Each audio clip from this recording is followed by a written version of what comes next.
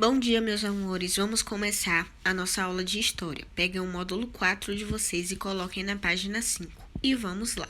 A população brasileira foi formada por diferentes povos. Os principais grupos que influenciaram as características iniciais de nossa população foram os indígenas, que antes da chegada dos europeus já habitavam o território que seria o Brasil, os portugueses, que colonizaram o nosso país, os africanos, que foram trazidos da África como pessoas escravizadas para trabalhar principalmente nas lavouras.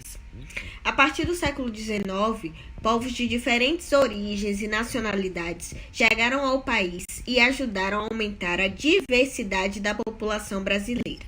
Entre eles estão os italianos, os alemães, os poloneses, ucranianos, espanhóis, japoneses e pessoas de várias outras nacionalidades.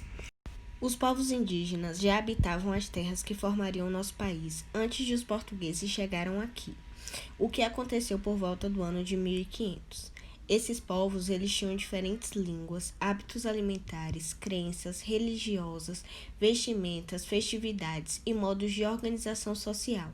Muitos viviam da caça, da pesca e do cultivo de pequenas extensões de terra. Alguns povos indígenas eram nômades, ou seja, mudavam-se quando os recursos próximos da aldeia ficavam escassos, ou seja, acabavam. Segundo a Fundação Nacional do Índio, o FUNAI, que é o órgão do governo responsável por proteger e promover os direitos dos povos indígenas no Brasil, em 1500 a população indígena era de aproximadamente 3 milhões de habitantes. A chegada dos portugueses mudou completamente a vida dos povos indígenas. Muitos foram capturados para trabalhar como pessoas escravizadas na exploração de recursos naturais, principalmente de uma árvore chamada pau-brasil. Muitos indígenas também foram mortos ao defender suas terras ou contaminados por doenças transmitidas pelos europeus. Ainda que muitos povos indígenas tenham resistido ao processo de imposição da cultura europeia, foi perdida boa parte dos hábitos e costumes dos grupos humanos que viveram na época da chegada dos portugueses. De acordo com o censo de 2010, realizado pelo Instituto Brasileiro de Geografia e Estatística, o IBGE, existem aproximadamente 897 mil indígenas em nosso país.